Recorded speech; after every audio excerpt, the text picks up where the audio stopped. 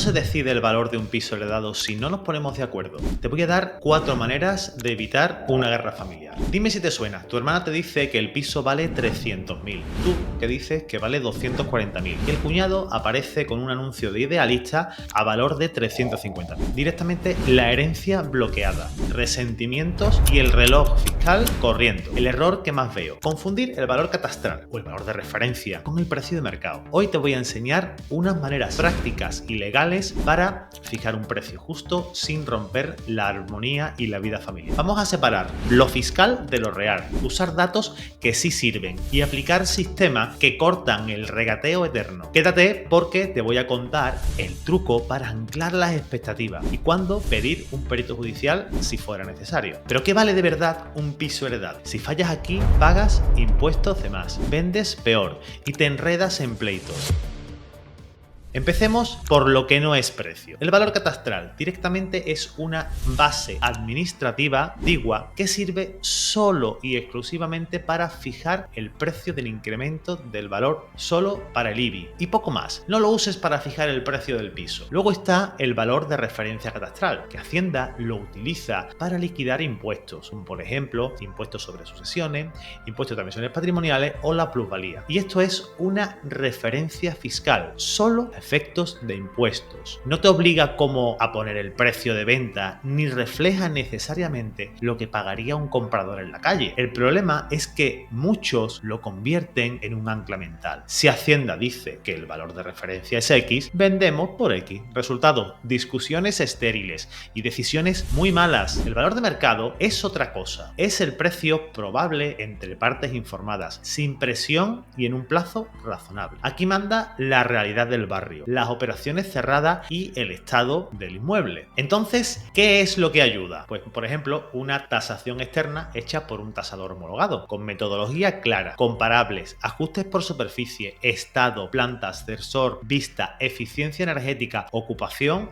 cargas si las hubiera. Un informe profesional te va a dar trazabilidad. No es infalible, pero baja el volumen de conflicto porque pone ciertas reglas. Y segundo, los portales. Idealista, por ejemplo, tiene una herramienta que es muy buena para estimar el precio o un rango de precio aproximado. Y esto, la verdad, es que es muy útil para orientar. Y mejor aún, usa los comparables reales de la zona, pero no te quedes con el precio que te va a dar la publicación. Ajústalo con un descuento comercial que suele ser entre media de un 5, un 8%, los precios por los que finalmente se venden. Una cosa que tienes que tener en cuenta es el precio por el cual se ponen en los portales inmobiliarios y otra cosa diferente es el precio por el cual se cierran esas operaciones. Tercero, la triangulación rápida. Por ejemplo, un portal para un rango, operaciones cerradas recientes para saber una realidad y la opinión de una agencia local que ya haya vendido un inmueble en esa calle en unas circunstancias similares a las del inmueble que estamos tratando en este caso. Cuando cruzas estas 3 fuentes, obtienes un rango operativo y ese rango sirve para anclar expectativas. Acordad por escrito que es el precio que se moverá en torno a un 5 o a un 7% de ese rango que te acabo de comentar y que se va a revisar con información nueva que pueda ser relevante, como por ejemplo nuevas visitas, peritajes de las instalaciones, presupuestos de reforma o cambios del mercado. Te voy a contar una pequeña historia. Mira, un heredero aceptó el valor de referencia para tributar, pagó de más en sucesiones y luego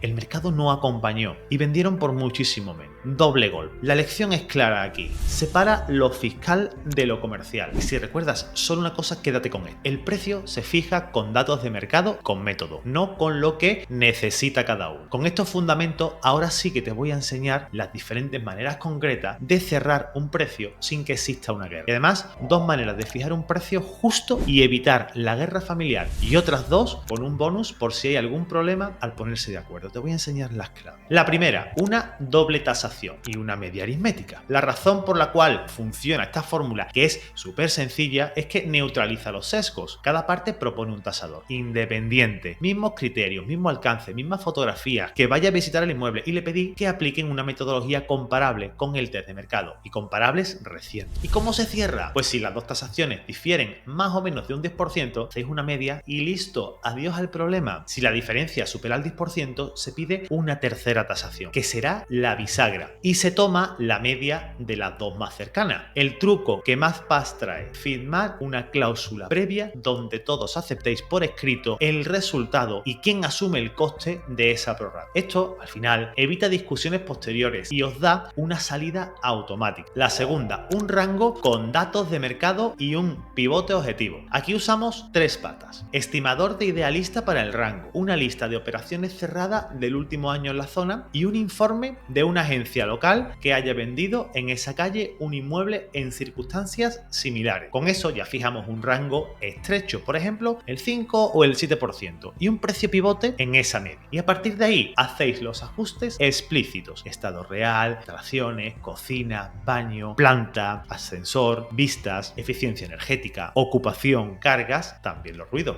que le restan valor. Y si el piso no recibe visitas cualificadas u ofertas en 30 días, bajáis al siguiente escalón del rango sin volver a abrir el melón del ¿qué nos parece? Calendario claro, datos claros. Esto, la verdad, es que te corta el regateo eterno, porque el proceso al final decide por vosotros. Te propongo dos fórmulas que evitan 100% el problema. La primera, el pacto andorrano. Esto es un acuerdo para salir de un bloqueo cuando varios sois dueños de una casa heredada y uno de ellos, pues por ejemplo, quiere quedarse con ella. Y se usa sobre todo cuando los hermanos pues no se ponen de acuerdo ni vender ni en el precio. Consiste en que uno de los hermanos fije el precio para el 100% de la vivienda. Puede parecer injusto, ¿no? Es muy justo, créeme. Ahora lo vas a ver. Otro de los hermanos decide entonces si compra la parte, el otro hermano decide si compra la parte del primero por la mitad de este precio, o al revés, vende su parte al primero por la cantidad que este mismo dijo. Como quien pone el precio no sabe si terminará comprando o vendiendo, se tiende a fijar un valor razonable, un valor más ajustado a mercado. Date cuenta que el que da el precio está asumiendo el riesgo de que puede pagar ese precio. Esto al final evita tener que ir a un procedimiento judicial de división de cosa común y, claro, las posibles subastas que van a depreciar el inmueble. Te pongo un ejemplo. Ana y Luis heredan un piso al 50%